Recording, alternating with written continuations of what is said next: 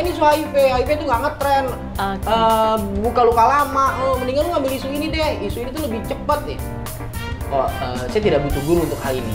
Om, kenapa sih kok saya nggak boleh main sama temen di rumah si A, si B gitu? Iya, kata mamahnya dia, papaku meninggal nggak wajar. Umur saya 12 tahun, tapi saya kelas 3 SD. Saya 2 kali om dikeluarin dari sekolah. Dia yatim piatu, dia dirawat sama neneknya. Ya isu itu keluar ketika neneknya curhat sama wali kelas. Kenapa kok anak ini nggak pernah masuk? Iya, anak ini sakit. Sakit apa, Nek? Sakit HIV, AIDS. Ketika dibagi rapot, dengar semua kan satu sekolah. Mungkin orang tua yang lain keberatan ya, Keberatan. ketika anak itu di situ. Keluarkan dia atau anak kami yang keluar.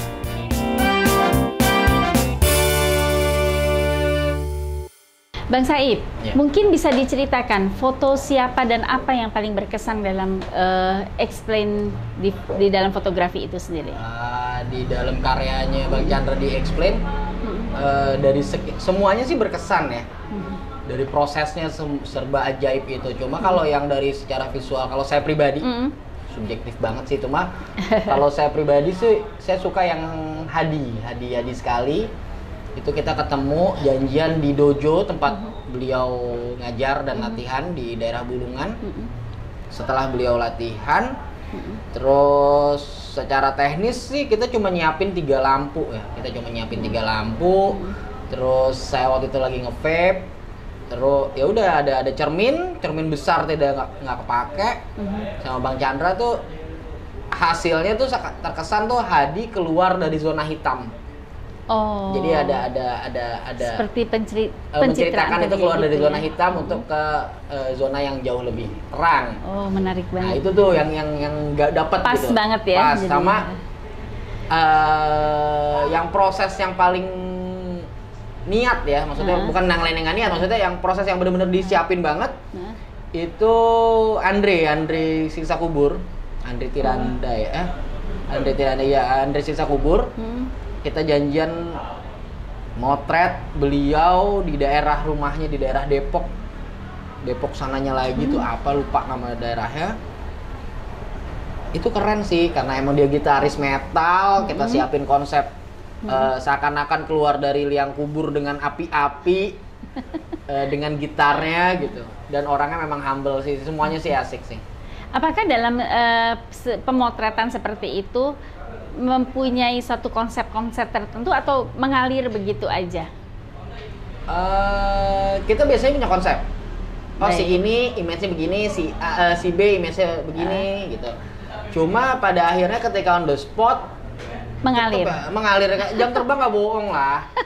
Dengan gear yang ala kadarnya Karena on the gitu. spot itu mungkin lebih bisa langsung melihat suatu momen ya yang nggak bisa. Iya, ini. improv itu yang tadi saya bilang jam terbang nggak bohong, maksudnya dengan Bang Chandra, jam terbang Bang Chandra yang Baik. segitu. Dari segala narasumber ini mana yang terjauh dari selain Jakarta? Itu Bali. Bali. Kalau balik lagi tuh soal ke Bali. Ke Bali juga perjalanannya juga itu kan, karena kan emang dasar dari Explain ini memang ada uang dari kasnya syair. Cuma kan karena perjalanan ini kan akhirnya kasnya itu menipis. Oke. Kasnya menipis. Di akhir-akhir kas itu Nggak ada dana gitu ya? Tidak ada maksudnya? dana, terus harusnya dan harus pergi untuk memenuhi karena kita udah janjian sama narasumber yang di Bali, ada Jering dan Robi. Ketemu di satu hari yang sama, itu kan ajaib ya siang kita. Kenapa kita nggak diganti aja hari besoknya gitu? Nggak bisa? Memang udah dia hari-hari itu juga. Budgetingnya nggak cukup. Artinya ketika itu hanya untuk membeli tiket pesawat kah? Enggak, tidak. kita perjanjiannya tadinya tenggo pulang hari gitu, besoknya langsung baik. pulang. Baik. Terus emang kebetulan dapat driver yang wah itu serba ajaib. Jadi beberapa hari sebelumnya, 3 hari sebelumnya Bang Chandra ngabarin jadi nih ke Bali fix. Si ini udah confirm, si Robi udah confirm, Jering udah confirm. Oke Bang, kita jalan. Nah, udah gitu kan udah berarti kan bolanya ada di saya nih. Iya. Kita harus jalan nih berangkat. Akhirnya saya membujuk istri lah waktu itu. Membujuk istri untuk bulan madu yang tertunda gitu. Iya. Kita ke Bali yuk, bahasanya gitu. Kapan? Besok segala macam. Tadi yang Akhirnya berangkat. Itu dengan uang sendiri atau harus Iya, uang sendiri. meminjam atau gimana? Oh enggak. Kalau itu sih enggak sih. Kalau meminjam Enggak belum sampai situ. Belum, oke. Akhirnya ya istri approval, kita berangkat ke Bali pagi. Sampai di sana, kebetulan saya udah komunikasi sama teman-teman yang di sana, dia rekomendasiin driver. Yang ajaib, drivernya itu kita kan harus cari alamat kan. Nah, ternyata drivernya itu adalah sepupu dari Robby. Oh. Jadi ketika di jalan ngobrol, mau kemana gitu kan dia bilang, mau ke Robby, alamatnya ini. Oh, Robby Navicula itu sepupu saya. Jadi udah kita nggak pakai Google Map, udah taruh aja. Sampai sana dia langsung udah ya namanya sepupuan ya, cair aja udah. Seperti dimudahkan ya jalannya ya. Seperti dimudahkan. Nah, terus habis dari Robby sore tuh kita harus ke Kuta kan ngejar buat Jering. Nah, Kenapa sih harus Jering?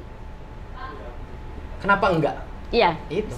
Kenapa enggak? Sih harus Jering? Iya. Saya jawab kenapa enggak? Baik. Kenapa? Kalau dalam pandangan Said sahabat. Subjektif lagi ya. Saif lah ya. Kenapa harus Jering? Oke. Figur beliau dekat sama saya ketika saya SMA.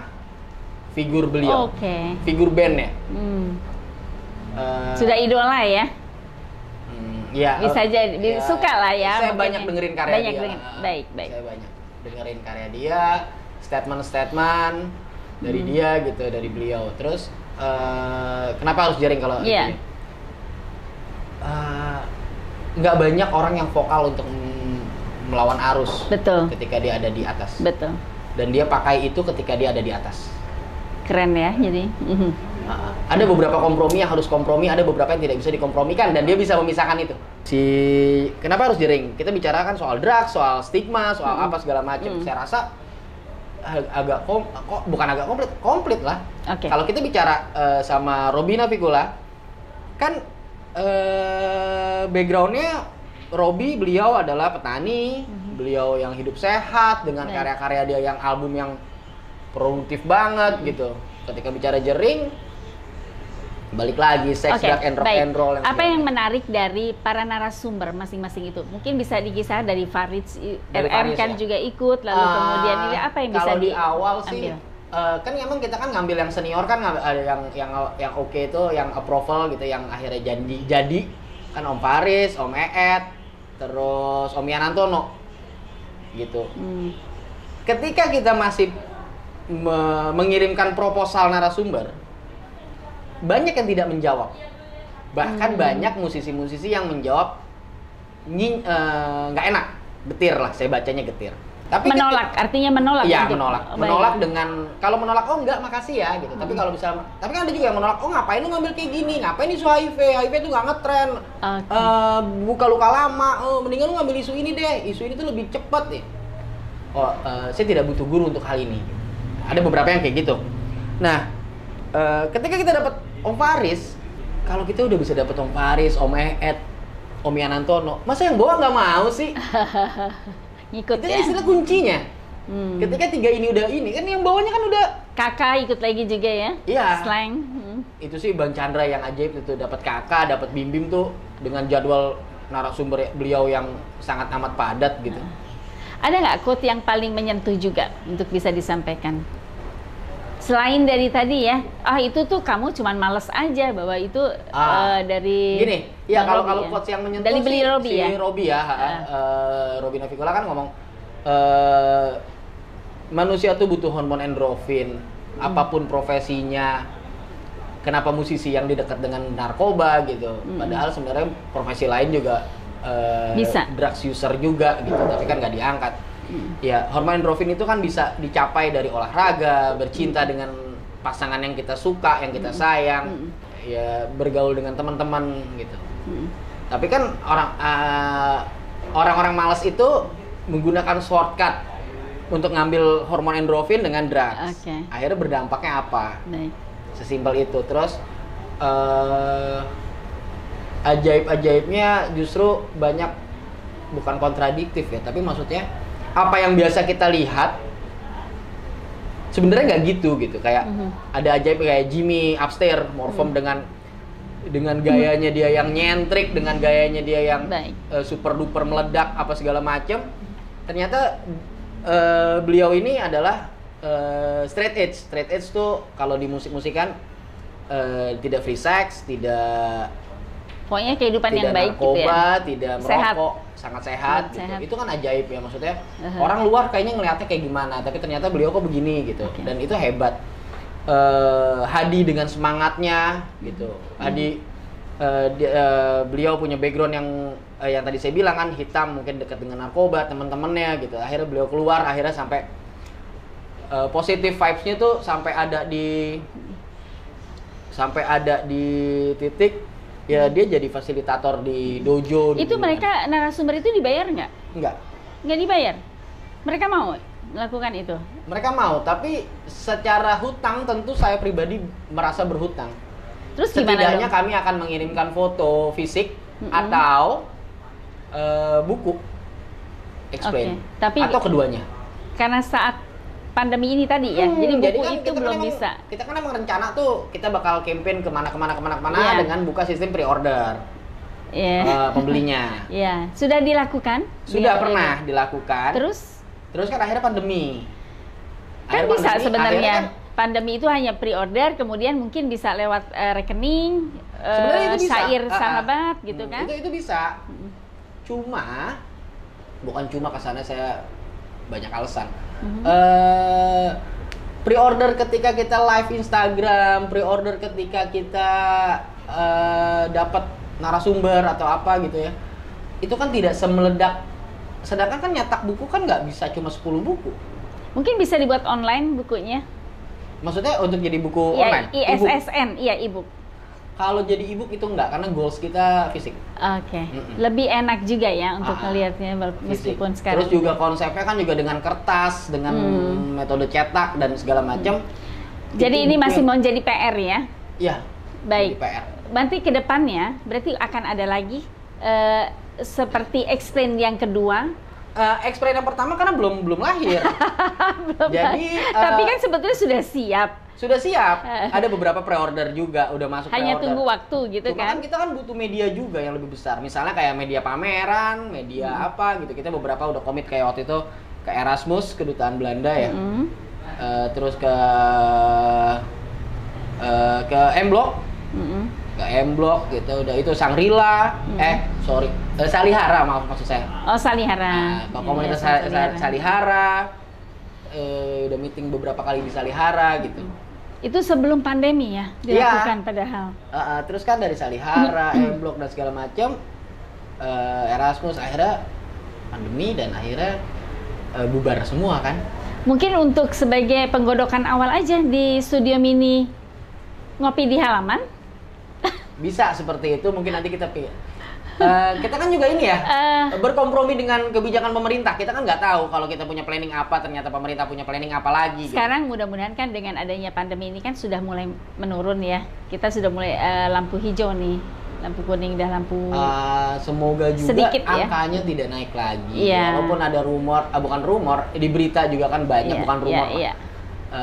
Lebih waspada lah ya. Ada varian baru, ada Baik. apa gitu. Mas Saib, mungkin untuk yang terakhir ya, ini kira-kira program ke depan lagi untuk Sair Sahabat, bagaimana cara untuk biar bisa hidup, supaya bisa menghidupi para anak-anak ya, tentunya yang tertular dari orang tuanya ya. Sini, mohon maaf, sudah berapa banyak sekarang yang sudah diinikan? Kalau di data tuh 120 anak.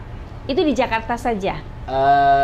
Paling jauh di Bogor ada. Jabodetabek dan Bogor ya. Baik, mereka itu usia berapa sampai berapa rentangnya? Dari kalau dulu tuh dari 0 tahun, tapi kalau sekarang 5 ya. 5 sampai paling besar tuh anak asuh kita 19 tahun. 19 tahun. Jadi kalau ada anggapan HIV itu umurnya pendek. Oh enggak, anak asuh saya umurnya udah 19 tahun.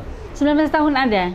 Baik, tapi tentu teman-temannya treatment obat, treatment pola hidup ya, itu yang treatment ya, mereka seperti, dan mereka sehat-sehat saja. Ada yang ingin disampaikan Bang Saib mungkin kepada teman-teman? Kalau closingnya tadi kayak tadi itu yang zero, tidak ada nol diskriminasi, nol stigma, nol penularan baru. Nah, susah dong kalau penularan baru, karena penularan baru ini lebih juga keadaan yang sekarang. Betul. Mungkin lebih keadaan. Ya. Tentu peluru yang kita siapkan juga apa pelurunya? Ya seperti buku visual. Oke. Itu kan juga Lebih edukasi kepada masyarakat. Edukasinya tuh nggak mesti ngundang orang buat datang ke seminar ya, bukan hanya untuk terbatas kalau seminar. Tapi kita anterin informasi itu ke depan mata teman-teman gitu, ke ujung jempolnya. Maksudnya dengan ada sosial media, dengan buku, dengan visual, dengan yang itu sih metode-metode nol. Semua itu sih susah iya, tapi bukan tidak mungkin. Jadi harapan itu tetap ada. Berarti kedepannya akan ada apa? Sementara sambil menunggu finansial yang membaik, karena kan jujur kita agak terseok-seok lah Syair ya, ketika pandemi agak terseok-seok, kita menyiapkan rencana-rencana banyak yang tertunda gitu. Tentunya itu sih. Tentunya dengan itu memberikan bantuan selain treatment kepada para penderita dalam masa pandemi ini. Kalau alhamdulillah